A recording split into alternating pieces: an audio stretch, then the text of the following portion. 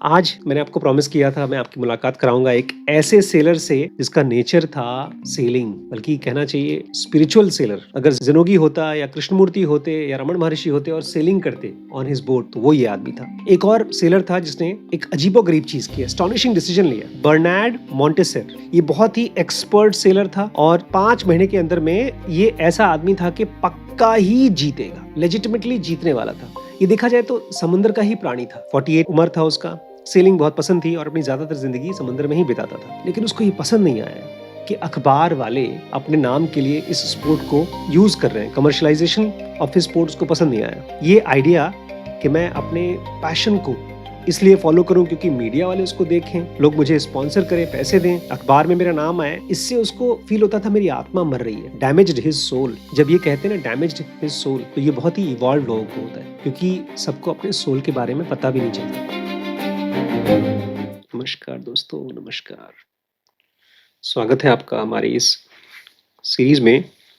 इसका नाम मैंने रखा है ज़िनोगी फ्रीडम आफ्टर वेल्थ। हम लोग पढ़ रहे हैं आर्ट ऑफ स्पेंडिंग मनी। एक आदमी जब पैसे वैसे कमा लेता है काफ़ी, अब उसको कोई मजबूरी नहीं है, उसके बाद ये सीरीज़ है आपके काम की। लेकिन उसके पहले भी हेल्प करती है। शिरीष अभी बहुत छोटे हैं, उनके पास कोई जॉब नहीं है, वैभव के पास कोई बहुत अच्छी जॉब नहीं है। उस कंडीशन में भी आपको ये हेल्प करेगी। बेसिकली ये पैसे रुपए के साथ रहते हुए कैसे खुश रह सकें, इसके ऊपर है। आज की क्लास स्टार्ट करने से पहले मैं कृष्णमूर्ति का एक कोट, बहुत मेरा फेवरेट कोट है, और अनिल नाम का एक लड़का था, उसने किताब खरीदी थी बाकायदा। बुक का नाम है happy is the one whose nothing. खुश वो आदमी है जो अंदर से कुछ नहीं है। अब जिसके पास पैसा आते जाता है वो तो बढ़ते जाता है। आज हम लोग गए थे, एक शादी में गए थे, तो मेरे साथ मेरे ही एक एम्प्लॉय थे, और सभी एम्प्लॉयज़ में सबसे ज़्यादा सैलरी उन्हीं को हम देते हैं। तो एक बाइक से आए थे, बता रहे थे वो बाइक बड़ी महंगी बाइक है, मेरे मकान मालिक की है, 4 लाख की बाइक है। मैं बड़ा क्यूरियस हुआ, तो मैं सोच रहा हूँ अगर वो बेचते हैं तो मैं खरीद लूँगा, बहुत ज़्यादा चली नहीं है। तो मैंने उससे सवाल पूछा कि क्यों क्यों खरीदेंगे, मतलब बाइक की बजाय आप कुछ और भी खरीद सकते हैं, या इन जनरल बाइक क्यों खरीदेंगे? बोलते हैं क्योंकि खरीद सकते हैं। ये वही कल वाला स्टेटमेंट था, अमीर लोग कोई काम क्यों करते हैं? क्योंकि हम कर सकते हैं। बल्कि वो कह रहे थे कि मैं इस बाइक को खरीद कर अपने छोटे भाई को दे दूंगा, जबकि अभी अभी उनका छोटा भाई एक बाइक एक्सीडेंट में फंसा हुआ था, जेल गया था, किसी तरह से छूटा है। आज की जिस चैप्टर को हम लोग पढ़ेंगे उसका नाम है the most valuable financial asset. सबसे कीमती फाइनेंशियल एसेट। पैसा कमाने के बाद गेस करिए क्या होगा। आज मैंने और बड़ी मम्मी ने इस चैप्टर को साथ ही में, उनको पता नहीं था, वो अपना पढ़ रही थी, मैं अपना पढ़ रहा था। मैं भी इसको मेरा इसके पहले खत्म हुआ, जस्ट अब ये शुरू होने रहा था मेरा। मैंने इसी चैप्टर को जब पढ़ना शुरू किया, 2 पेज पढ़ लिया, मैंने कहा यार अब आगे पढ़ना ही पढ़ना। हालांकि ये स्लो प्रोडक्टिविटी वाला चैप्टर है, इसको ग्रास्प करने में भी आपको टाइम लगेगा।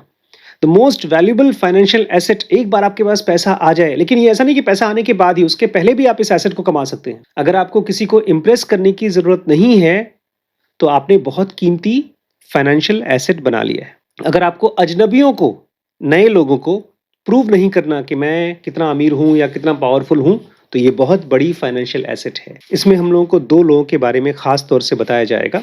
बचपन में जब तक पढ़ाई कर रहे थे ना, तब तक यही था कि यार किसी तरह से ऐसी कोई पढ़ाई कर लें और ऐसी कोई नौकरी मिल जाए जो मोटी सैलरी मिले। लेकिन ये चीज़ अगर मुझे तब पता होता ना, क्या चीज़, कि मुझे किसी को प्रूव नहीं करना, तो मैंने बहुत गहरे से पढ़ाई की होती। ऐसे लगता था ऐसे हड़बड़ी में पढ़ाई की। इसको एक दिन एक्सपेरिमेंट करने की कोशिश करिएगा। हम लोग जब कहीं भीड़ में जाते हैं, लोग नए लोगों के बीच में जाते हैं, और आपको वहाँ किसी को इम्प्रेस नहीं करना, तो अचानक से आप देखेंगे आपके अंदर डिजायर्स गिर जाती है, खत्म हो जाती है। अभी आजकल मैं और बड़ी मम्मी डांस सीख रहे हैं, अकेले ही हैं। कभी कभी जब नहीं डांस कर पाते तो गुस्सा आता है, लेकिन जब अचानक से मुझे ये ख्याल आता है, क्यों क्यों गुस्सा कर रहा हूं मैं, किसको दिखाना है मुझे, तो अच्छे से डांस हो जाता है। जब डांस अच्छा नहीं करने का मन होता तब अच्छा हो जाता है। बल्कि अच्छा कैसे होता है पता है? वो जो टीचर सिखा रहा है डांस वाला, उसके मूव्स नहीं करते, अपने ही डांस करना शुरू कर देते हैं और अच्छा हो जाता है। जब इस पूरी क्लास को चलती रहेगी ना, अपने मन में 2 लोगों को रखिएगा, इंपॉर्टेंट लोगों को, एक रमन महर्षि को और एक कृष्णमूर्ति को। दोनों में से दोनों ही एनलाइटन मास्टर्स हैं, दोनों ही सिंपल लोग हैं, लेकिन फिर भी मैं रमण महर्षि को एक स्टेप आगे रखता हूँ, क्योंकि उनकी तो बॉडी का स्ट्रक्चर, बॉडी का जो रवैया था जीने का, उसमें खाली लंगोट चाहिए था उनको बस, वो भी पब्लिक की वजह से, नहीं तो पहनते भी नहीं वो। कृष्णमूर्ति तो बेचारे सूट बूट में घूमते थे, मर्सिडीज कार में दुनिया में घूमते थे, बड़ी जाने से पहले बड़े लोगों को बुलाया, इकट्ठा किया कि मैं चला जाऊंगा तो लेगेसी कैसे बचेगी, तो लोगों को दिया, काम दिया। रमण महर्षि का ऐसा कुछ नहीं था, क्योंकि उनको पता था मैं कहीं जा ही नहीं रहा हूं। जैसे ही आपकी डिजायर्स खत्म होंगी, आपके पास जो भी कुछ है उसके लिए जो सेटिस्फैक्शन है क्या होगा? कोई मुश्किल चीज नहीं, खाली एक सिंपल चीज है। सबसे पहला क्या, जब आपको किसी को भी इंप्रेस नहीं करना तो क्या होता है? डिजायर्स खत्म हो जाती है। भाई मुझे इंप्रेस करना है तभी तो नया कपड़ा खरीदना है, नया फोन खरीदना है, नया लैपटॉप खरीदना है, नई कार खरीदनी है। किसी को इंप्रेस नहीं करना तो डिजायर्स नहीं होगी, और डिजायर्स नहीं होगी तो क्या होगा? जो है उसी में आप खुश हो जाएंगे। आप इसको कभी, अभी ऐसे नहीं होगा, लेकिन कभी आप किसी पार्टी में जाइए और वहां सिंपल कपड़े पहन के जाइए, जिसमें आपको किसी को नहीं दिखाना कि मैं शादी में आया हूं। और जैसे ही आप घुसेंगे, शुरू में तो आपको अजीब लगेगा सब अच्छे अच्छे कपड़े में, कुछ देर बाद आप भूल जाएंगे, छोटे बच्चों की तरह। छोटे बच्चों को कोई फर्क नहीं पड़ता कि आप कैसे कपड़े पहने हो, अपना घूम फिर रहे हैं, वहीं खेल कूद रहे हैं, गंदा कर रहे हैं कपड़े। यहाँ पर जो हम लोग जिंदगी जी रहे हैं ना, ये सारी क्लास वास जो चल रही है, ये एक इंटरनल और एक्सटर्नल बेंचमार्क को समझने के लिए चल रही है। जब भी हमारे पास कुछ बाहर से होता है, आज मेरे साथ अशरफ, एक हमारा पुराना एम्प्लॉई है, पूरे वहां से शादी के हॉल से लेकर के गाड़ी तक छोड़ने आया था। क्यों आया था भैया? क्योंकि मैं एक्सटर्नली उसके लिए इंपॉर्टेंट हूँ, एक डॉक्टर हूँ। मुझे बता रहा था सर हमने मजबूरी में आपकी जॉब छोड़ी थी, हम छोड़ना नहीं चाहते थे वगैरह वगैरह। वो एक्सटर्नल फैक्टर था जिसकी वजह से मुझे रिस्पेक्ट मिल रहा था। जब भी कोई आदमी अपने आप को नापना चाहता है अपनी जिंदगी को, तो दो तरीके हैं, एक बाहर का, एक अंदर का। जो इंटरनल मेजरमेंट फैक्टर है वो ये कि आप अंदर से कितने खुश हैं। एक्सटर्नल मेजर क्या है? दूसरे आपके बारे में क्या सोचते हैं। इंटरनल क्या है? आप कितने खुश हैं। एक्सटर्नल क्या है? दूसरे आपके बारे में क्या सोचते हैं। एस्टाउंडिंग है। एस्टाउंडिंग मतलब बहुत कमाल का है। आप देखोगे कितना पेनफुल है जब आप बाहर की चीज पर फोकस करते हो। बेचारी हमारी बिटिया है गरिमा, आजकल वहां गई है गुड़गांव में, इंस्टाग्राम डालती रहती है, अपने दोस्तों के बारे में बात करती है। इनफैक्ट आज मैंने उसका वीडियो देखा जिसमें एक ऑटो वाला बोलता है मैडम तो क्या है, पंचायत प्रधान जी हैं, और उसमें बड़ी खुश हुई थी कि ऑटो वाला मुझे प्रधान बोल रहा है, मेरी फ्रेंड्स मुझसे बहुत इंप्रेस हो रही हैं। तो कह रहे हैं जब आपको एक्सटर्नल बेंचमार्क पर ही फोकस करते रहते हो तो ये बहुत एगोनाइजिंग है। यहाँ तक कि अगर श्रीश पढ़ाई कर रहे हैं या वैभव कुछ पढ़ाई कर रहे हैं और उनके नंबर्स खराब आए हैं और वो दुखी हो रहे हैं, तो ये एक्सटर्नल फैक्टर ही है। क्योंकि जो सब्जेक्ट की पावर, जो ज्ञान की पावर मुझे मिल रही है, उसके बजाय मेरा फोकस हो रहा है कम नंबर। और कम नंबर खराब क्यों है? क्योंकि लोगों के हिसाब से खराब है। और अगर जो आदमी अपने अंदर के बेंचमार्क को सही कर लेता है, मतलब उसको कोई फर्क नहीं पड़ता, जिसको कल गुरुदत्त क्या कह रहे थे, अगर आप अपने अंदर की दुनिया को ठीक कर लेते हैं तो ये है थ्रिलिंग। एक है एगोनाइजिंग, दूसरा है थ्रिलिंग। आज जब मैं अपने डॉक्टर फ्रेंड से पूछ रहा था ना, हमारे जो एम्प्लॉई है, ने कहा यार तुम थोड़ा सा अपने पेट के ऊपर, वजन के ऊपर कम करो, उससे हेल्थ रीजंस के लिए। बोलता नहीं सर, थोड़ा सा लोग देखेंगे तो पता चलेगा ना कि मैं डॉक्टर जैसे दिखाई देता हूँ। मैंने कहा लेकिन ये बेली फैट बहुत खतरनाक है। तो ये था एक्सटर्नल और इंटरनल बेंचमार्क। अब दो लोगों की कहानी यहाँ पर शुरू होगी, जिसमें से एक की कहानी मैं आज कवर कर पाऊंगा। दोनों ही एक्सट्रीम्स हैं, एक है पूरब और दूसरा है पश्चिम। एक है आसमान तो दूसरा है पाताल। इन दोनों की कहानी पैसे के बारे में नहीं है, लेकिन दोनों की कहानी आपको ये सिखाएगी कि अगर आपके पास गलत बेंचमार्क है तो आपकी जिंदगी पैसे से सराभूत होगी, ढेर सारा पैसा होगा, फिर भी आप दुखी होंगे और मिजरेबल होकर मरेंगे। 1968 की बात चल रही है। संडे टाइम्स न्यूज़पेपर में लंदन में एक पब्लिसिटी के लिए एक स्पोर्ट्स कराता है। अकेले एक आदमी एक बोर्ड पर पूरी दुनिया को सेल करे, एक तरह का रेस होगा। मतलब रेस ऐसा नहीं है कि दौड़ रहे हैं, भाग रहे हैं, बट पूरी दुनिया को एक अकेला आदमी कैसे कवर कर सकता है। कितने भी लोग पार्टिसिपेट कर सकते हैं। आप जाइए, अकेले जाइए, पूरी दुनिया को नॉन स्टॉप सोलो ट्रैवल करिए। जो पहले पहुंच गया वो जीत गया, उसको मिलेगा गोल्डन ग्लोब रेस। इसको रेस बोल रहे थे बट एक्चुअली इसको बाद में रेस बोला गया। ये था कि जाओ अपने हिसाब से जाओ। आज तक किसी ने भी सोलो पूरी दुनिया को कवर नहीं किया था। तो जो भी आदमी इस चीज़ को पहली बार कर पाएगा वही भैया बहुत महान आदमी है, किसी ने किया ही नहीं। इसमें कोई भी क्वालिफिकेशन नहीं थी कि आपको क्या आना चाहिए और बहुत ही कम रूल्स थे। 9 लोग रेस में आए और इसमें से एक आदमी ने तो कभी रेस किया ही नहीं था, मतलब उसने सेलिंग नहीं की थी। समंदर में कभी नाव चलाया ही नहीं था। खाली एक आदमी था जिसने इस पूरी रेस को कंप्लीट किया। 27,000 माइल्स चलाया उसने। 27,000 माइल्स एक साल में। एक साल में अकेले बोट पर चलता रहा भैया। 43,000 किलोमीटर्स अकेले एक बोट पर। लेकिन दुनिया को जो हिलाने वाले थे वो 2 लोग थे जिन्होंने रेस कंप्लीट नहीं किया और दोनों ने दुनिया को सरप्राइज किया अलग-अलग रीजंस के लिए। एक है डोनाल्ड क्रोहर्स्ट और दूसरे हैं बर्नार्ड मॉइस्चर। दोनों की कहानी एकदम इनक्रेडिबल स्टोरीज हैं, लेकिन ये आपको बताएंगी कि आप अगर किसी को इम्प्रेस करने के लिए जीते हो तो क्या होता है। और ये दोनों कहानियां एक्सट्रीम हैं, हम सब इन्हीं के बीच में हैं। मैं आपको पहले ही बता देता हूँ, एक आदमी तो दुनिया को ही इम्प्रेस करने के चक्कर में जीता है और दूसरा दुनिया को इम्प्रेस करने के चक्कर में नहीं जीता है। इन दोनों में से इसलिए दोनों ने रेस कंप्लीट नहीं की। तो जो जीता उसकी बात नहीं होगी अभी। जो जीता उसकी बात ही नहीं होगी इसमें। वो तो जीत के बता दिया कि एक आदमी था जिसने 23,000 माइल चलाया एक साल में, वो जीत करके चला गया। लेकिन हमको जो सिखाएगा वो ये दोनों हैं जिन्होंने रेस कंप्लीट नहीं किया। डोनाल्ड क्रोहर्स्ट बोलता था कि लाइफ यार गेम है, उसको किसी भी तरीके से शाम दाम दंड भेद, चोरी करो कुछ भी करो जीतो। इसलिए मैं बचपन में बहुत चीटिंग वीटिंग करता था।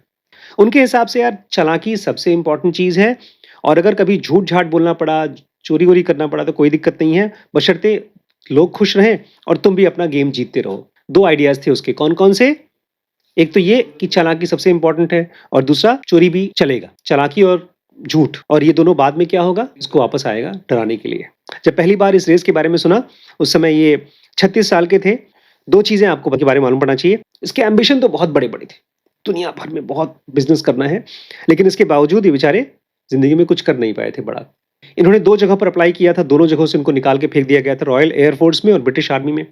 और बाद में अपना बिजनेस चालू करने की कोशिश की जो ऑलमोस्ट खत्म हो गया था। अब इसको लगा कि यार यही चांस है, दुनिया को दिखाना है कि मैं कुछ हूं। कौन बोला था दिखाना है? नितिन, मेरा दोस्त, मेरा जूनियर, वो दिल्ली में था, उसका हॉस्पिटल था। ऐसा दिखा देंगे। पता है किसको दिखा रहा था वो? अपनी एक्स गर्लफ्रेंड को। तो शायद उसका जेल में अभी वो, उसने स्कैम वगैरह किया था। मेरे सामने एक पुलिस वाले को घूस दे रहा था वो। दूसरा, पूरी दुनिया को ये सेल करने वाले हैं अकेले and he was not a very good seller. कभी कभार अपनी बोट ले जाते थे, शाम को थोड़ा बहुत सेल कर लिया और जब वापस आते थे तो इनको क्या होती थी मालूम है? सी सिकनेस, वॉमिटिंग होती थी, चक्कर आते थे। लेकिन भाई साहब के अंदर कॉन्फिडेंस की कोई कमी नहीं थी। कोच बोलते अरे चिंता ना करो यार, मेरी जो मैंने खुद बोट बनाई है ना, जो भी मैंने जुगाड़ से बनाया है, उससे मैं रेस तो जीतूंगा ही जीतूंगा, साथ ही साथ इतना लोग मैं इतना फेमस हो जाऊंगा, मेरा बिजनेस भी चल जाएगा। लेकिन कुछ दिक्कतें थी। जिस बोट की बात कर रहे थे उनके पास थी नहीं, प्लस इनको कोई फाइनेंस नहीं कर रहा था रेस के लिए। तो जैसे मेरे चाचा लोगों को मेरे पापा मिल जाते थे, ऐसे इनको भी एक इंग्लिश बिजनेसमैन मिल गया। बोलता हाँ हाँ मैं तुम्हें फाइनेंस करूंगा, बशर्ते तुम 2 कंडीशंस को पूरा करो। सबसे पहले तुम मीडिया में फेमस होके दिखाओ, पहले ही जाने से पहले फेमस हो कि तुम सेलिंग सैवेंट हो, कि तुम एक्सपर्ट हो सेलिंग के। और ये मैं इन्वेस्ट नहीं कर रहा हूँ, वो आदमी ने बोला। अगर तुम हारे तो क्या करोगे? सारा पैसा सूद समेत वापस करोगे, 2 कंडीशन पे। हाँ हाँ ठीक है ठीक है। जो लोग उधारी लेते हैं ना अपना बिजनेस करने के लिए, वो ये बोलते हाँ नहीं जैसे हो जाए वैसे वापस कर दूंगा। बीबीसी ने इसको कवर किया, इस आदमी को, कितना बहादुर आदमी है, इसको कोई नहीं जानता और आज तक कोई बड़ी रेस नहीं की है और ये इस सेलिंग की हिस्ट्री में इतनी बड़ी रेस में जा रहा है। आपको समझना होगा कि ये रेस कितनी पागलपन वाली थी। जो सबसे पक्के पकाए एक्सपर्ट सेलर्स थे वो भी बोलते थे बॉस, सोलो पूरी दुनिया को सेल करना ये नियरली इम्पॉसिबल है। और ये आदमी बिना किसी एक्सपीरियंस के बोला मैं जाऊंगा। और ये अननोन आदमी, इसको कोई एक्सपीरियंस नहीं है और लोग उसके बारे में बात कर रहे हैं। सब बोल गए यार, लोगों को जलन होती थी इससे। जो एक्सपर्ट सेलर्स थे उनको जलन होती थी। क्रोहस का एक फ्रेंड था, बोलता है दिक्कत ये है इस आदमी की ना, ये अपने को आपको मानता है कि भगवान हूं मैं, कर लूंगा। तो भगवान तो छोड़ो, जैसे ही भाई साहब ने अपनी बोट पर कदम रखा और कुछ देर चले, उनको लगा अरे गलती हो गई मम्मी। ऐसा मुझे फीलिंग आई थी एनाटॉमी की क्लास में फर्स्ट ईयर में कि मैंने एमबीबीएस में घुस गया, गलती हो गई। जो बोट थी उसका नाम था टेगमॉथ इलेक्ट्रॉन। वो इतना ज्यादा मॉडिफाइड थी और इतना ज़्यादा उसको वे डाउन कर दिया गया था, खत्म कर दिया गया था कि उसके अंदर में आधे अधूरे टूटे-फूटे गिज़्मोज़ थे, गिमिक्स थे कि वो इस लायक भी नहीं थी कि जितना जा रही है समुद्र में वापस भी घर पे आ सके। और भैया दुनिया की टूर तो छोड़ो ही हो। उसकी वाइफ़ ने बड़ी कोशिश की कि अरे पागलपन छोड़ दो। तो वो तुम्हारी बात तो सही है, हो सकता है मैं गलत हूँ, लेकिन क्या करूँ? मामला इज़्ज़त का है। सब जान चुके हैं मेरे बारे में। उसने कहा यार चिंता मत करो। अगर मैं इस कंडीशन में जाऊँगा, तो हो सकता है मेरा बुरा हो जाए। लेकिन नहीं जाऊँगा तो भी तुम्हें खराब लगेगा। बेचारी बीवी थी, पति पागलपन कर रहा है। तो बीवी बोलती है अगर तुम इस रेस को नहीं करते हो तो क्या तुम दुखी होगे? कुछ बोला नहीं, रोने लगा, क्योंकि कन्फ्यूज़ था वो। तो जैसे मैंने अपनी मेडिकल की पढ़ाई शुरू की थी, प्रिपेयर्ड और नॉट प्रिपेयर्ड, जैसे ज़्यादातर बच्चे करते हैं, सबके सब ऐसी होती है। शुरू से ही दुःख भरी घटना थी। 2 हफ्ते बाद 2 हफ्ते में जितना इनको सोचा था उससे आधा कवर किया और उसके बाद एक बहुत बड़ा डिज़ास्टर हुआ। उनकी जो बोट थी, वो लीक होने लगी, पानी भरने लगा। तो यार ये सब बनाने वाले कितने बेवकूफ़ थे, ध्यान नहीं दिया। मेरी बोट लीक कर रही है, इंजीनियर्स की गलती है। ऐसा नहीं था कि ये बोट डूबने वाली थी, लेकिन जो भी पानी आ रहा था उसकी वजह से इसके इलेक्ट्रॉनिक्स और जनरेटर जो पार्ट्स थे, वो धीमे-धीमे खराब हो गए। इसकी वजह से पक्का था कि ये रेस पूरी नहीं कर पाएँगे। लेकिन सबसे खतरनाक चीज़ ये थी कि अगर ये कंटिन्यू करते रेस, तो ये बोट कैप्साइज़ कर जाती। कैप्साइज़ मतलब पलट जाती। अब क्या कर सकते हैं? चालाक आदमी था ये। सोचने लगा कि मैं क्या कर सकता हूँ? या तो मैं छोड़ दूँ या मैं चलता रहूँ। और अगर मैं जाऊँगा तो 2 चीज़ें हो सकती हैं, या तो मैं कंप्लीट करूँगा या तो मैं डूब जाऊँगा। उसकी हिस्ट्री में, उसकी डायरी में लिखा हुआ था। लेकिन अगर ये नहीं करता है कुछ भी, तो अगर ये वापस जाता है, तो जो बेइज़्ज़ती होगी, बैंक्रप्सी तो होगी ही होगी, लेकिन जो बेइज़्ज़ती होगी उसको मैं बर्दाश्त नहीं कर पाऊँगा। क्या है ये? External measurement. फिर बेइज़्ज़ती होगी, ये बाहर की चीज़ है। लोग क्या कहेंगे? ये तीसरा ऑप्शन है, फ्रॉड करो। ऐसा करो कि लोगों को लगे कि तुमने रेस कंप्लीट कर लिया है और तुम जीत जाओ। अब उस ज़माने में ये सब जीपीएस वगैरह नहीं था। ये लोग मैसेज भेजते थे कि हम यहाँ पहुँच गए, यहाँ पहुँच गए। तो अपना वहीं लोग अटलांटिक ओशन में ही गोल-गोल, गोल-गोल कहीं-कहीं घूम रहे थे। क्या करना है देखिए, ये है आपका पूरा का पूरा धरती, मतलब चारों तरफ ऐसे यहाँ से जाकर यहाँ से वापस आना है, तो यहाँ से गए और यहाँ से ऐसे वापस आ जाएँगे और बोलेंगे कि मैं यहाँ हूँ, यहाँ हूँ, यहाँ हूँ, यहाँ हूँ। तो ये यहाँ से गए और यहाँ जाने के बजाय यहाँ से यहाँ आ जाएँगे, फिर वापस चले जाएँगे। पहुँच गया, टाइम उतना ही लगाऊँगा, थोड़ा जल्दी आ जाऊँगा। चालाकी तो है, चलता है यार। कितने लोग ज़िंदगी के लिए करना पड़ता है, खाली 6 महीना समंदर में बिताना है। तो जो उनकी डिग्निटी और इज़्ज़त-विज़्ज़त है सब मान-मर्यादा के साथ वापस आएँगे और क्या पता जीत भी हो जाए, बाकी उससे पहले ही होंगे। कौन-सी कहानी थी शंकर जी की और नहीं गणेश जी की और चूहे वाली कार्तिकेय की? चूहे वाली कहानी गणेश जी बन जाएँगे अपना। वही है भाई साहब, सोच रहे हैं कि हम जल्दी से जल्दी आ जाएँगे वापस। अब 2 लॉगबुक लिखना शुरू किया। एक नकली वाला जो लोगों को बताना है कि झूठ बोलेंगे ना हम यहाँ पहुँचे और दूसरा जो ओरिजिनल था ताकि घर वापस भी आ सकें। अपना कहाँ पर है वो भी सही तरीके से ट्रैक करना पड़ेगा, नहीं तो कोई अगर उनके आस-पास से गुज़र रहा है और बोलेगा तुम तो यहीं हो, तुम बोल रहे थे वहाँ हो, तो वो भी छुप-छुपा कर के रहना पड़ेगा समुद्र में। ये ऐसा फ्रॉड है कि अगर इसको आपको पुल ऑफ करना है तो आपको खुद बहुत जीनियस होना पड़ेगा। क्रोअस की दिक्कत क्या थी? वो जीनियस नहीं था। जीनियस होता तो जाता ही नहीं इस रेस में। जैसे उन्होंने स्कीम बनाया, एकदम शुरू के कुछ दिनों बाद उनको सबसे बड़ा गलती की। जहाँ पर भाई साहब उठे हैं, बताना चाहिए था यहाँ से यहाँ तक आए हैं, उन्होंने बोला यहाँ से यहाँ तक पहुँच गया हूँ मैं। ऐसा लगा जो जब अपने लोकेशंस भेज रहे थे बाकियों को टेलीग्राम द्वारा, तो लोगों को लगा इतनी तेज़ी से चल रहे हैं जैसे कोई शार्क है, कोई बड़ी मछली है जिनको बिठा करके अपने ऊपर तैरा रही है। संडे टाइम्स को लगा ये हीरो मिल गया अपने को। हो सकता है कुछ तरीका हो, चल रहा है भाई, भगवान उसके अंदर घुस गया हो। इनके बारे में ऐसा लिखा गया, यार अकेले चल रहा है 243 मील, इसकी छोटी-सी बोट थी, उस पर चला गया। अकेला आदमी और ब्रेक थ्रू स्पीड पर जा रहा है। लेकिन शुरू की रेस ऐसी थी कि शुरू में बेचारा कछुए की चाल चल रहा था, अब घोड़े की तरह दौड़ रहा है। ये तो कमाल का हो गया, कुछ इंस्पिरेशन आया होगा उसको। इन्होंने चिट्ठी भेजी थी। पता नहीं मैंने ज़िंदगी में कभी इतना फास्ट नहीं ट्रैवल किया है। चल रहा है, क्या करूँ? दिन-रात एक कर दिया है मैंने। ये सब झूठ था। जब कोई आदमी झूठ बोलता है तो अंदर दुखी होता है, परेशान होता है, डरा होता है। क्रोहस भी बेचारा अटलांटिक में समुद्र में अकेला, परेशान, कोई मेडिटेटिव तो थोड़ी था कि ध्यान करे। डिप्रेस था, डरा हुआ था, झूठे कोऑर्डिनेट्स भेज रहा था और यहाँ पर लोग सोच रहे हैं कि सबसे बड़ा हीरो यही है, सुपरमैन है। और जब लास्ट में आने के टाइम इसको लगा कि यार ये मैं नहीं जीतना चाहता। उसको लगा अगर मैं जीत जाऊँगा, फर्स्ट आ जाऊँगा, तो लोग मेरी इंक्वायरी करेंगे, इतनी जल्दी तुम आए कैसे? तो इनकी लॉगबुक को एक्चुअली वो चेक करेंगे उनसे पूछेंगे कि तुम कितने टाइम में कहाँ पहुंचे थे, तो फर्स्ट नहीं आना चाहिए, सेकंड आना चाहिए। एग्जाम में भी हम लोग ऐसी कॉपी करते थे, फर्स्ट नहीं आना है, सारे क्वेश्चन के आंसर सही नहीं होने चाहिए, एक आध गलत हो जाना चाहिए, कुछ गलती करनी चाहिए, तो इस सेकंड आएंगे। तो उसने क्या किया, जो एक बंदा था और टिटले नाम था, निखिल टिटले, वो सबसे तेज चला रहा था। उसने कहा चलो उसके उसके बाद ही मैं आऊंगा, लेकिन एक गलती क्या कर दी, उसके बहुत नजदीक अपने आप को ले आया। टिटले ने इसको देखा, रे तो मेरे पास है, और वो परेशान हो गया, नर्वस हो गया। वो इतना तेजी से बेचारा टिटले चला रहा था कि चलाते चलाते उसकी बोट ही गिर गई, जान बच गई अपने राफ्ट पे। एक सवाल है, टिटले वही थे जो फेक इंफॉर्मेशन दे नहीं रहे नहीं, टिटले जो एक्चुअली जीत रहा था। वो सेकंड आने के चक्कर में इसके पास इतना चला, फर्स्ट वाला और दौड़ गया और उसकी बोट। ये ऐसा है जैसे कि तुम वहां पहुंच रहे हो, मैं तो दौड़ के आया हूं, लेकिन मैं आपके पीछे पीछे जा रहा हूँ। आप नकली वाले हो, पहुंचने वाले हो, लेकिन आप धीरे धीरे चला रहे हो, लेकिन मैं आपके चक्कर में तेज चला रहा हूँ। मैं वैसे भी सबसे फर्स्ट आने वाला था, और वो बेचारा सेकंड ही आता, क्योंकि उसने सेकंड सोच रखा था। ये जान बचाते बचाते किसी तरह से बाहर आए, हार गए, लेकिन जान बचाते बचाते। अब बेचारा क्रोहर्स्ट जीतने ही वाला था, नहीं चाहता था, फिर भी जीतने वाला था। और जो लोग वहां पर वेट कर रहे थे वो सब स्टंड हो गए। 18 जून को बीबीसी ने क्रोहर्स्ट को एक टेलीग्राम भेजा, बधाई हो आपको, हम आपका वेट कर रहे हैं, जल्दी आइए, स्वागत करने वाले हैं। प्लान ये था, हेलीकॉप्टर जाएगा उनके साथ साथ वापस आते समय। यहाँ पर जब पहुंचेंगे तो परेड होगा, और कैनन जो तोपें होती हैं वो जलाई जाएंगी, और इस तरह से उनका स्वागत होगा। लेकिन ये सब चीजों से उसको बहुत टेंशन हो रही थी। ये सब सोचा ही नहीं पहले। बोलता है मुझे समझ में नहीं आ रहा है क्या करूं, मुझे लगता है डिप्रेशन में चला गया था। मैं वही हूं जो मैं हूं, और जो मैं कर रहा हूं गलत है। उसके बाद कुछ और एंट्री आई उसकी डायरी में, ये खत्म है, एकदम खत्म है, अब बस भगवान की इच्छा ही होगी। मतलब मेरा गेम खत्म हो चुका है, अब सब जानते हैं मेरे बारे में, अब मेरी परिवार डिसाइड करेगा मेरे साथ क्या होगा। अच्छा था गेम, काफी समय तक चला, लेकिन अब मैं इस गेम को खत्म कर रहा हूँ। उसके बाद जब उसकी नाव मिली, 11 दिन बाद उसकी नाव मिली अटलांटिक में, उसमें कोई चोट चाट नहीं लगी थी, कोई एक्सीडेंट नहीं हुआ था, लेकिन उसमें डोनाल्ड क्रूहर्स्ट भी नहीं था। उसने अपने आप को समंदर में शायद डाल के खत्म कर दिया। समंदर में कभी देखा नहीं गया, पॉसिबल यही है कि वो उसने अपनी जान दे दी।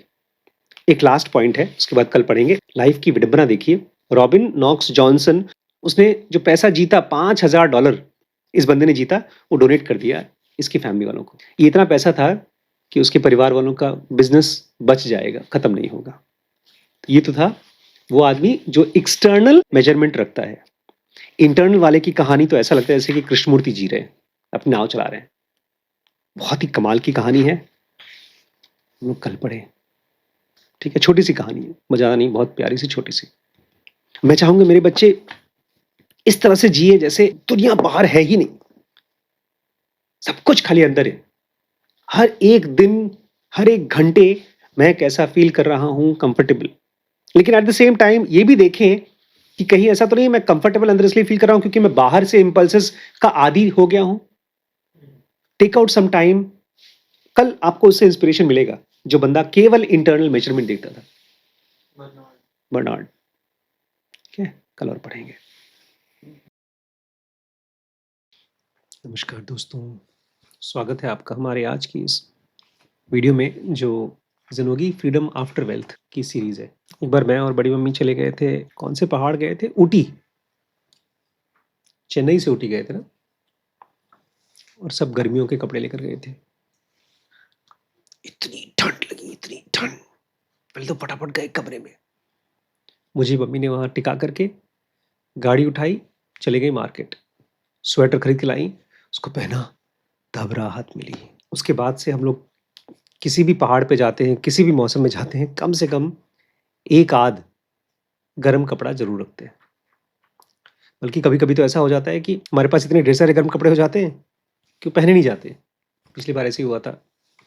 मैं इसलिए बात कर रहा हूँ क्योंकि प्लानिंग में हमेशा ओवर प्लान करना चाहिए। यहाँ तक कि जब आप स्पिरिचुअल प्लानिंग कर रहे हैं या फाइनेंशियल प्लानिंग कर रहे हैं, हम लोग सब पैसे कमाने की प्लानिंग तो करते हैं, लेकिन उसके बाद क्या होगा देखी जाएगी।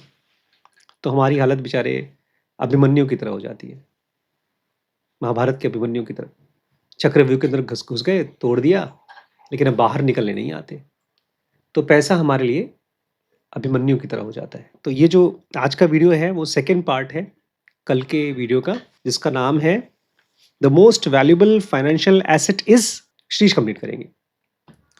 Not needing to impress anyone, not needing to impress anyone. अब मेरी उम्र 50 की हो जाएगी इस साल। जब मैं लखीमपुर में नया-नया आया था ना, मैं सबको इम्प्रेस करने की कोशिश करता था अपनी स्पिरिचुअल नॉलेज से। यहाँ तक कि एक लेटर हेड पैड छपा करके आईएसएम फाउंडेशन का डॉक्टर्स को बाँटा। डॉक्टर्स इम्प्रेस ही नहीं हुए।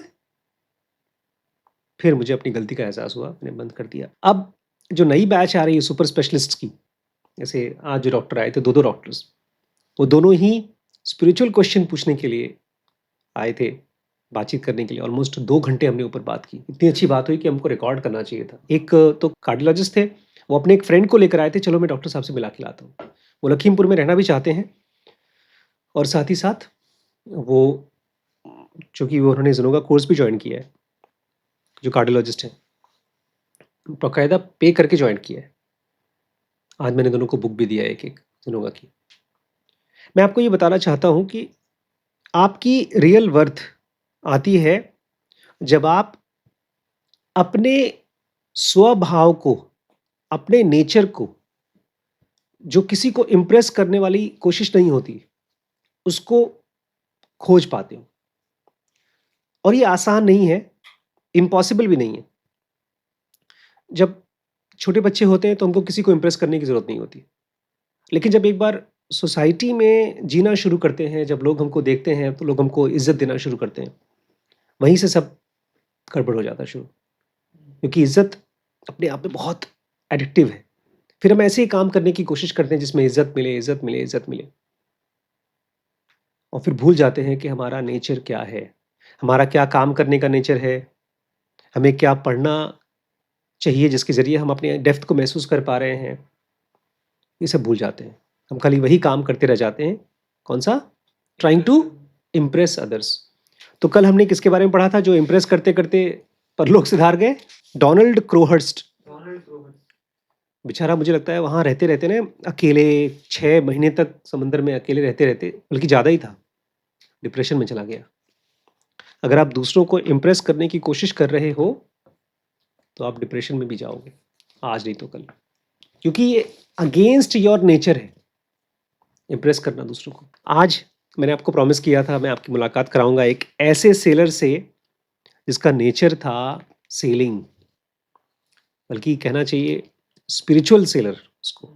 अगर ज़ेनोगी होता या कृष्णमूर्ति होते या रमण महर्षि होते और सेलिंग करते ऑन हिज बोट, तो वो ये आदमी था। एक और सेलर था जिसने एक अजीबो-गरीब चीज़ की, एस्टोनिशिंग डिसीजन लिया।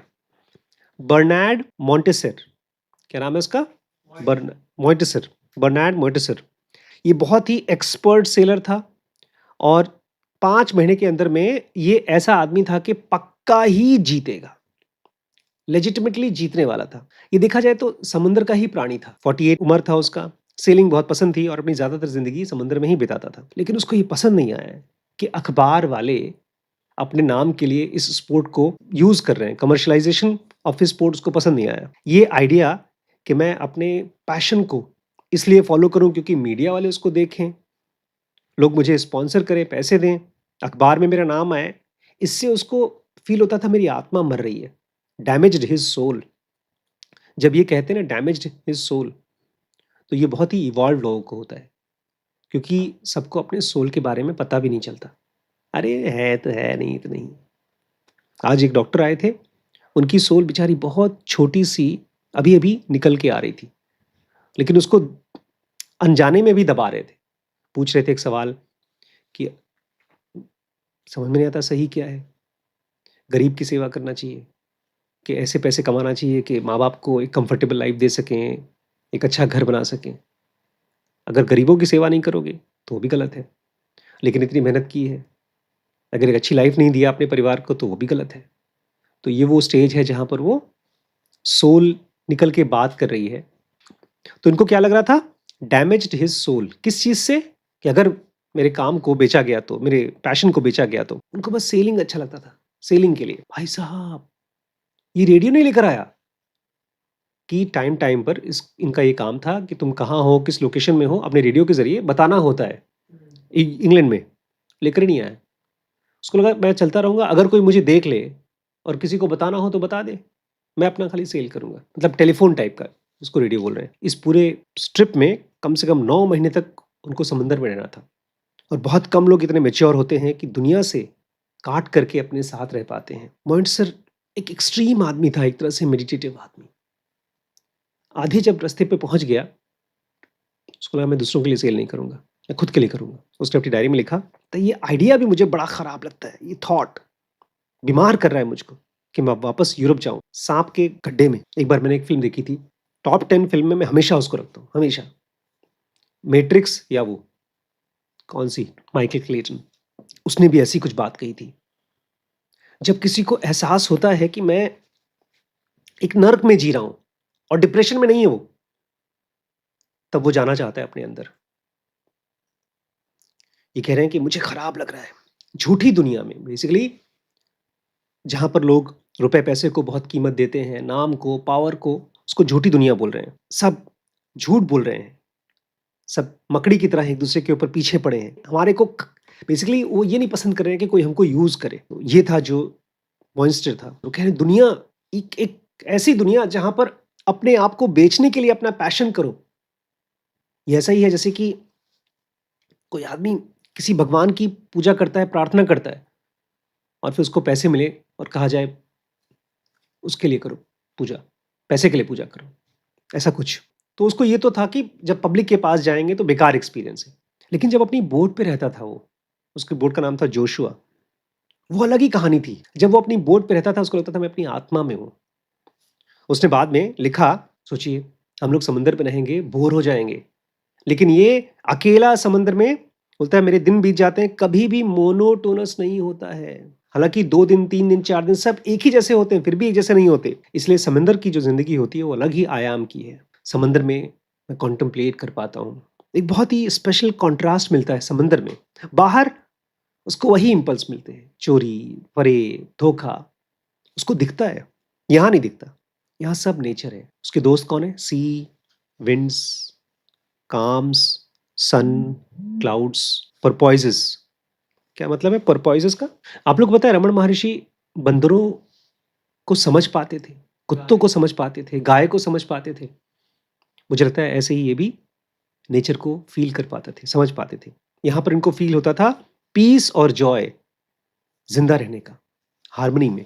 और जब वो केप हॉर्न पहुंचे इंग्लैंड के रास्ते में, तो उन्होंने कुछ ऐसी चीज सोची जो अनथिंकेबल थी, नहीं सोचना चाहिए, सोच ही नहीं सकता कोई। उनको क्या थॉट आया? रेस छोड़ो और ऐसी जगह कहीं जाओ जहां पर तुम्हें अच्छा लगता है, वहां जाओ। और जीतने वाले थे। उसके बाद उन्होंने परिवार के बारे में सोचते हुए लिखा, मैं अपने परिवार को नहीं बता सकता कि मेरी अंदर से जरूरत है पीसफुल होने की, और मैं पैसिफिक में अभी आगे चलना चाहता हूँ। वो मुझे समझ नहीं पाएंगे, मुझे पता है मैं सही हूँ क्योंकि मैं इसको फील कर पा रहा हूँ। मुझे एकदम पता है, सही तरीके से पता है मैं कहाँ जा रहा हूँ। हालांकि मुझे ये नहीं पता किस जगह जा रहा हूँ, लेकिन मैं अपनी पीस की तरफ जा रहा हूँ, इसलिए मैं सही कर रहा हूँ। उन्होंने बगल में एक कमर्शियल शिप जा रही थी, उसको झंडा दिखाया और एक चिट्ठी दी, कहा कि सनी टाइम्स को दे देना, रेस वालों को। मैं वापस नहीं आ रहा हूँ, मैं समंदर में खुश हूँ, इसलिए मैं अपनी आत्मा को बचाने के लिए जा रहा हूँ, मैं वापस नहीं आ रहा हूँ। मोइंट्सर ने चिल्ला करके कैप्टन को मैसेज दिया, उसके बाद रेस छोड़ दिया और अपनी बोट को ताहिती की तरफ मोड़ा। मोइंट्सर ने अपनी डायरी में लिखा, अब मेरा दुनिया से कोई ताल्लुक नहीं है, अब मेरी कहानी जोशुआ और मेरी है, मेरी बोट और मैं, मेरे और आसमान के बीच की कहानी है। ये कहानी केवल हमारे लिए है।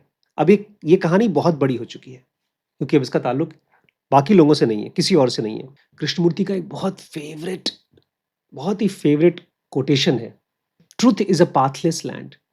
और उसमें समंदर का एग्जाम्पल देते थे, जैसे कोई आदमी समंदर में चलता हो, मैं यहाँ से वहाँ जा रहा हूँ, आप वहाँ से यहाँ आ रहे हैं, बीच में मिले, मैंने आपको कुछ बताया, बस ऐसा है कुछ ट्रूथ। तो ये भी आदमी उसी रास्ते पे जा रहा है, उसको कोई स्पेशल चॉइस नहीं करना है, कोई जानने की जरूरत नहीं कहाँ जा रहा हूँ, बिना किसी चिंता के, बिना किसी सवाल के। यहाँ पर उसके दोस्तों ने सोचा वो शायद पागल हो गया है, लेकिन मोइंट्सर के दिमाग में वो समझदार हो गया है, उसको सैनिटी मिल गई है। उसके बाद उसने अपना ताहिती में ही रुक गया, अपना घर बनाया बीच के पास, अपना खुद का खाना उगाता था, अपनी किताब लिखी सेलिंग के ऊपर। बोलते हैं आप समझ नहीं पाएंगे मैं कितना खुश हूँ। और अगर आप किस्मत को देखें, एक ट्विस्ट ऑफ आयरनी, ताहिती इतना दूर था कि इस आदमी को रेस छोड़ करके वहां तक पहुंचने के लिए फिर से सर्कल लगाना पड़ा, और वहां तक पहुंचने के लिए उसको 36,000 किलोमीटर माइल्स चलने पड़े। और उसका ज़िक्र भी नहीं है कि मैं इतना चला हूँ। उसको इसकी परवाह ही नहीं थी कि किसी को मालूम पड़े। उसको कोई अटेंशन नहीं चाहिए था इसके बारे में। उसके लिए ये जो ट्रैवल था, वो ऐसे ही था जैसे हमने वो देखा था, कार्स फ़िल्म देखी थी? तो उसमें जो लास्ट में जीत जाता है, उसको फेंक के देते हैं, ये ले, कप फेंक के देते हैं। कि उसने तो हेल्प करके उसको लेके आया था। लेकिन इसको कप ही नहीं चाहिए था। तुम रखो अपना कप, मुझे चाहिए ही नहीं। और जो जीता था, उसने भी अपना पैसा उसको दे दिया, जिसने सुसाइड किया। यहाँ सवाल ये नहीं है कि हम क्रोहस्ट को रिडिकल कर रहे हैं, उसको बोल रहे हैं खराब है, या मॉन्स्टर को बोल रहे हैं कि हीरो है। 9 महीने कोई समुद्र में रहेगा तो पागल ही हो जाएगा, अकेले। मैं समझ सकता हूँ बेचारा क्रोहस्ट जिसने सुसाइड कर लिया, कितना परेशान रहा होगा। और वहीं पर मॉन्स्टर जीत सकता था, ले लेता कम से कम। ज़्यादातर लोगों को लगेगा ठीक है, तुम क्रेव नहीं करते हो, लेकिन एक्सेप्ट तो कर सकते हो सोशल वैलिडेशन।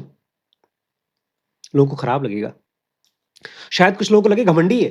ये 2 एग्ज़ाम्पल्स बहुत एक्सट्रीम थे और एक्सट्रीम्स में ही हम सब आते हैं। एक तरफ था क्रोहस्ट, उसको केवल इसी की चिंता थी, बाकी लोग क्या कह रहे हैं, क्या कह रहे हैं, क्या कह रहे हैं। और एक तरफ था मॉन्स्टर, उसकी क्या चिंता थी? मुझे तुमसे कोई मतलब नहीं है, तो मेरे बारे में क्या कह रहे हो? एक जीता है ताकि बाहर के बेंचमार्क्स के लिए कि लोग मुझे कितना ग्रैंड महसूस कर रहे हैं, और दूसरा केवल अपने अंदर की खुशी को देखता है कि मैं कितना खुश हूँ। और अगर आप इन दोनों के बीच का डिफरेंस जानते हैं, तो ये कितनी कितनी पावरफुल चीज़ है लाइफ में। वॉरेन बफेट जो दुनिया के one of the richest man है, लेकिन उसकी वजह से नहीं, उनकी समझदारी ये थी कि वो कहते थे कि आपका अपनी ज़िंदगी अंदर के स्कोर कार्ड से चल रहा है कि बाहर के स्कोर कार्ड से? अगर अंदर का स्कोर कार्ड चल रहा है, आप अंदर कैलकुलेट करें कि आज का दिन मेरे लिए कैसा था? क्या मैं खुश हूँ? क्या मैंने ग्रो किया? क्या मैं परेशान हूँ तो कौन-सी चीज़ को लेकर के परेशान हूँ? ये आपके अंदर में अगर फ़ील करते हैं तो ये ज़्यादा हेल्पफुल होता है। बहुत अच्छा एग्ज़ाम्पल देते थे। वो बोलते थे, तुम कैसे चाहो कि दुनिया में सब सब लोग ये सोचे कि यार ग्रेट इन्वेस्टर है, लेकिन आप अंदर-अंदर जानते हो आप बहुत बेकार इन्वेस्टर हो। ये, या आप हो दुनिया के बेस्ट इन्वेस्टर लेकिन लोग सोचें कि आप बेकार हो। क्या चाहोगे? मुझे तो लगता है मुझे बेस्ट होना है, दुनिया सोचे चाहे कि बर्बाद है। नहीं, बहुत अच्छा एग्ज़ाम्पल है, क्योंकि इन्वेस्टर अपने आप में सक्सेस का भी एक क्राइटेरिया है कि अगर आपके पास रुपए पैसे हैं तो आपको टेंशन नहीं होगी। आप अगर जाने जाते हैं अच्छे इन्वेस्टर की तरह, लेकिन है बेकार, तो लाइफ गई। लोग आपको देखेंगे, आपको सीखेंगे, आप तो डूबे-डूबे सनम, हमको भी ले डूबे। अगर आपको देख करके बाकी लोगों ने इन्वेस्टमेंट किया। जो चल रहा है दुनिया में, सब भाग रहे हैं, कॉम्पिटिशन का एग्ज़ाम दे रहे हैं, और करियर चालू करने के बाद कोई सर्जन बना है, कोई इंजीनियर है, कोई अलग-अलग काम कर रहे हैं, उसके बाद अंदर खाली है। They are not happy throughout their studies. जब भी आप पैसे से रिलेटेड कोई भी डिसीजन लेते हैं, तो 2 डब्बे हैं, बकेट्स हैं, उसमें से एक पे आता है। क्या आप पैसा इसलिए खर्च कर रहे हैं क्योंकि लोग आपके बारे में कुछ अलग सोचें, मतलब वो आपको ज़्यादा पसंद करें, वो आपसे ज़्यादा इम्प्रेस्ड हों? जब भी गाँव में शादी होती थी या कोई भी फंक्शन होता था, मैं गाँव में जाता था। मैं एक गाँव का हीरो था, क्योंकि पापा के टोटल 7 भाई, और सबसे अमीर कौन? पापा। सबसे अच्छे कपड़े किसके? बेटे के? मेरे। और चवन्नी-अठन्नी किसकी जेब में होता था? मेरे। तो सारे कज़िन्स किसके पीछे-पीछे भागते थे? और हम जाते थे बगल वाले की दुकान में, 4-5 वो चीनी वाली लॉलीपॉप टाइप की कुछ खरीदते थे। सबको बाँटते थे। बड़ी वाहवाही होती थी।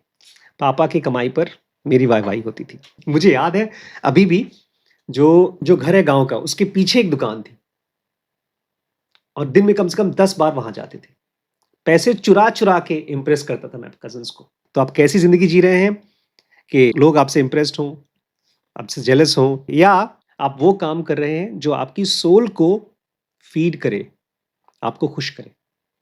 ये मुझे करता है जब मैं कोई भी किताब पढ़ता हूँ जो मुझे गहराई फ़ील कराता है, इनसाइट देता है, और जब मैं इसको किसी से शेयर करता हूँ। बफेट के एग्ज़ाम्पल को अगर हम देखें, आप क्या चाहेंगे कि लोग आपके पोसेशंस से, आपके पास क्या-क्या सामान है, इस चीज़ से खुश हों और अंदर से दुखी हों? या आप अंदर से बहुत खुश हैं सुबह-सुबह उठ करके, बाकी दुनिया जो सोच रही है भाड़ में जाए। हम लोग यहाँ पर ब्लोअर चला रहे हैं, धूप में बैठे थे, हीटर भी है हमारे पास। अभी शाम को मैं वहाँ से आ रहा था बाहर से, तो एक लकड़ी जला रहे थे बच्चे बाहर। उसकी गर्मी इतनी ज़्यादा थी, कुछ देर में पूरा बॉडी गर्म हो गया। इतनी गर्मी इस ब्लोअर में नहीं है, उस हीटर में नहीं है। कल जाकर के 5 मिनट देख के आइएगा। एकदम गर्मी थी और अच्छा लग रहा था, वहीं बैठ करके हाथ सेक रहे हैं, बात कर रहे थे। पंचायत शाम टाइप को। की होती है, रोज जलता है ना पूरे दिन वहाँ। पीपल के वहाँ पर बात हो रही थी लेट से आने की। तो एक कलेक्शन का लड़का बोलता है, सर एक लेट से आने पर पैसे कट गए हमारे। मैंने कहा यार गलत हुआ तुम्हारे साथ। अच्छा ये बताओ कितने दिन तक तुम्हारी लेट से आना माफ़ कर सकते हैं, कितने दिन तक? उसने कहा सर 10 दिन तक अगर कोई लेट से आता है तो उसको फिर उसके पैसे काटिए। मैंने कहा बहुत अच्छी बात है। तो 10 दिन खाली तुम्हारा कि दूसरे कलेक्शन के बॉयज़, फिर तीसरे कलेक्शन के बॉयज़, फिर चौथे कलेक्शन के बॉयज़। फिर चुप हो गए वो। तो ये सब बातें चल रही थी और गर्मी का जो आनंद आ रहा था तो उसी में था। तो आप क्या चाहेंगे कि रोज सुबह आप उठ करके खुशी फील कर रहे हैं अपने काम की, या दुखी हैं लेकिन आपके पास सामान बहुत है? मॉर्गन हाउसल कहते हैं मुझे नहीं पता कि आपको कैसे बाहर का और अंदर का एक परफेक्ट बेंचमार्क का बैलेंस मिले, कैसे आप उस रास्ते को भागे ना लेकिन उस जगह पर पहुंच सके जिसको आप एंजॉय करते हैं और लोग भी उसको इज्जत देते हैं, पैसे देते हैं। मुझे नहीं पता, चीज़ों के पीछे भागना सोशल मीडिया इसको 10 गुना और पावरफुल कर देता है। इसीलिए आज बेचारा वैभव पिछले 3 साल में बहुत ग्रोथ किया है और अगले 10 साल में बहुत ज़्यादा ग्रोथ करेगा, लेकिन उसको फील ही नहीं होता ग्रोथ अपने काम में। शिरीष को भी लगता होगा दिन भर कर क्या रहा हूँ मैं, होमवर्क कर रहा हूँ, होमवर्क कर रहा हूँ, होमवर्क कर रहा हूँ। ग्रोथ नहीं फील होती। जॉय ऑफ डिस्कवरिंग समथिंग, सम अपने अपने आप में उसमें पावर है। जब आप मैथमेटिक्स कर पाते हो, you are already employable, you are already. ये जो मामा जी का लड़का है अमित, अमित को he was the youngest boy of all the 4 children. सबसे बड़े चुनमुन भैया, उसके बाद दरोगा, उसके बाद धर्मू, उसके बाद अमित। बट एंड यहाँ से गए थे लेबर क्लास में, जो कलेक्शन के बॉयज का काम करते वो काम के लिए गया था। और अब उसने वहां पर कम से कम नहीं तो 100 मिलियन से भी ज्यादा का बिजनेस खड़ा कर लिया है। 100 मिलियन। तो he deserves one flight to go and meet him there. But he is a person जिसके अंदर को मुझे समझना है कि वो किस तरीके से दुनिया को और बिजनेस को समझता है। उसकी बाहर की एसेट्स उससे ज्यादा कंफर्टेबल मेरा एसेट है। वो चाह करके भी इतनी ऐसी लाइब्रेरी मेरे लिए वहां पर आ नहीं पाएगा। मुझे मेरी लाइब्रेरी, मेरा घर, मेरे बच्चों के साथ यहाँ बैठ करके वीडियो बनाना सबसे अच्छा लगता है। बाहर किसी के पास अगर पोजीशन है तो मैं उसके मन को जानना चाहता हूं कि वो कितना खुश है। अगर उसमें सीख सकूं तो मैं सीखना चाहूंगा। चीजों के पीछे भागना सोशल मीडिया की वजह से और ज्यादा पावरफुल हो जाता है। उसको देख करके पहचानिएगा। ये इनका फेवरेट लाइन है, मॉर्गन हाउसल का, कई जगहों पर यूज किया है। अल्टीमेट जो फ्रीडम मिलती है आपको पैसे से वो है आज मुझे खाना खाना है, मुझे अपनी वाइफ के साथ खाना खाना है। ये फ्रीडम क्या मेरे पास है? हम लोग आज सुबह डिस्कस कर रहे थे कि एक कपल है, दोनों super specialist doctor, husband Lucknow, wife Kanpur में। तो ये तो उसके साथ नहीं लागू होता अगर दोनों अलग अलग शहर में थे। यहीं पर एक बहुत बड़ा हॉस्पिटल है, आइस का हॉस्पिटल, तुम्हारा सीनियर है वो, उसकी वाइफ रहती है शाहजहांपुर में, हस्बैंड रहता है यहाँ पर। तो वाइफ और बच्चों के साथ तो रह नहीं पा रहा है वो तो। इसके साथ साथ आपको अल्टीमेट फ्रीडम क्या है? अंदर की नेचुरल फ्रीडम, बीइंग इंडिपेंडेंट, किसी से मांगना ना पड़े अगर मुझे कुछ सामान खरीदना है। दूसरा, कभी मुझे 10 बजे उठना है, कभी 12 बजे, कभी 3 बजे, कभी मुझे खाना खाना है, कभी नहीं खाना है, कभी बहुत डिलीशियस खाना खाना है, कभी ऐसे फ्रूट्स खा लेना है, कभी ऐसे पानी पी लेना है। ये सब क्वर्की हैबिट्स हैं। इसको फॉलो कर पाना क्या है? Ultimate internal measure. यही पैसे का सबसे बड़ा पर्पस है, क्योंकि देखा जाए तो हर इंसान यही चाहता है। अगर आपके पास पैसा है और आप बंधे हुए हैं लोगों से, आसपास के लोगों से, तो आप बेचारे कुछ नहीं है। मैंने देखा सौरभ जोशी की जो मदर है, जो ब्लॉगर है, उनका ऑपरेशन हुआ है अभी नी जॉइंट का। नी जॉइंट का रिप्लेसमेंट नहीं हुआ, उसमें जॉइंट के ऊपर एक कप लगाते हैं, कैपिंग करते हैं, वो लगाया। बहुत सुंदर सा हॉस्पिटल है जिसमें वो रह रहा है, 2 बाथरूम है, बहुत अच्छा लगा उसको देख करके। मुझे लगा ऐसे हॉस्पिटल्स हर एक शहर में लोग चाहेंगे, एक बहुत कंफर्टेबल स्पेस जहां पर मरीज अपने घर की तरह फील कर सके। People will be ready to pay you provided you make a place that you want to live in, you want to be operated, you want to eat. ये थोड़ा मुश्किल है क्योंकि उसके लिए आपको अपने इंडिपेंडेंस को फील करना पड़ेगा. जैसे हमारे लॉरी बेकर कहते हैं, अगर आपको अपने मन का घर बनाना है तो वहां जिस जगह पे आप घर बनाना चाहते हैं वहां टेंट डाल के 1 दिन 2 दिन 4 दिन रहो. देखो सूरज कहाँ निकल रहा है, देखो कहाँ पर आपको पेड़ चाहिए, कहाँ पर आप स्विमिंग पूल बनाना चाहते हैं या ट्यूबवेल डालना चाहते हैं. हर छोटी छोटी चीज को फील करो, वो आपके अंदर से फील होगी. अगला बताएंगे कि अंधा आदमी, एक बहुत पूरी तरह से अंधा आदमी हमको खुश रहने के बारे में बहुत इंपॉर्टेंट चीज़ सिखाने वाला है. मुझे लगता है कि मेरी वजह से बेचारी बड़ी मम्मी ने अपना सुपर स्पेशलाइजेशन छोड़ दिया, बट वजह मैं नहीं हूँ. मेरे अंदर का जो जॉय है, इंडिपेंडेंस है, ये चीज़ उनको भी चाहिए. वो डॉक्टर पीएल सिंह की तरह नहीं चाहती. जैसे डॉक्टर पीएल सिंह बोलती है, मैं तो पेशेंट देखा करती थी, मेरे हस्बैंड वकील थे और अच्छी प्रैक्टिस भी नहीं करते थे, पैसा मैं कमाती थी, वो खाली आराम करते थे, घूमते फिरते थे, जमीन इन्वेस्ट करते थे, ज़मीनों को इन्वेस्ट करते थे. एक दिन मैं आई, मैंने कहा रात रात भर मैं जग रही हूँ, तुम लोग आराम कर रहे हो. मेरे हस्बैंड ने बोला तुम भी आराम करो. मैंने कब कहा कि मत करो, पैसे उनके पास बहुत थे. तो उस दिन अपना पेशेंट्स भर्ती करना बंद कर दिया उन्होंने. फिर ओपीडी करती हैं, आज तक ओपीडी करती हैं. तो आपको जो भी करना है, you have to ask yourself. वो यही बोलते हैं, मुझे ये नहीं करना है भाई, जब मेरे पास पैसे हैं तो मैं क्यों काम करूं. 100%. क्योंकि आपका कमाना सोसाइटी में, जब तक आप कुछ वैल्यू देते नहीं हो, सोसाइटी आपको वैल्यू नहीं करती. और जब अगर कोई सोसाइटी आपको वैल्यू नहीं करती है तो आप, money is a social currency. You give somebody because that person is giving you value, and somebody gives you because आप उसको वैल्यू दे रहे हो. Money is like oxygen for society. तो बॉडी के लिए तो ऑक्सीजन है, सोसाइटी के लिए मनी है.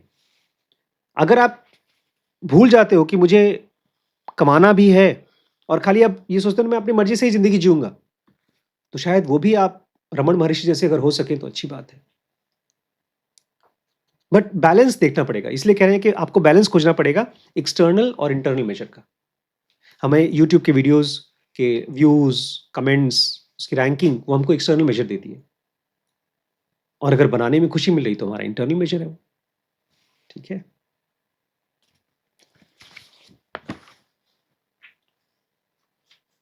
दोस्तों, सीरीज़ जो आपने अभी भी देखा ये dkbrains.com पे अवेलेबल है. और अब हमने कुछ नया किया है इस प्लेटफॉर्म पे.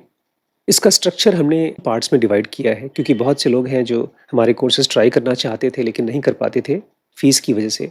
तो हमने एक ऑप्शन चालू किया है जो फ्री है. अच्छा, उसके बाद अगर आपको लगता है कि नहीं मुझे अब पेड कोर्स करना है, और फाइनली अगर आपने डिसाइड कर लिया है कि आप हमारे साथ लंबे समय तक चलना चाहते हैं, तो एक ऑप्शन है ग्रो, जिसमें हमारी सारी सीरीज़ आपको अवेलेबल है थ्रू आउट द ईयर. लेकिन उसके साथ साथ इसको एक अपॉर्चुनिटी भी बना सकते हैं अपनी अर्निंग का. बहुत ज़्यादा तो नहीं, लेकिन फिर भी कुछ न कुछ आपको अर्निंग होगी जब आप इस सीरीज़ को देखते हैं और किसी और को रेफ़र करते हैं. ट्राई आउट करिएगा, मुझे कमेंट के ज़रिए बताइएगा. आपके सजेशंस हमारे लिए बहुत इंपॉर्टेंट हैं. मैं वेट करूँगा आपके कमेंट्स का. ठीक है.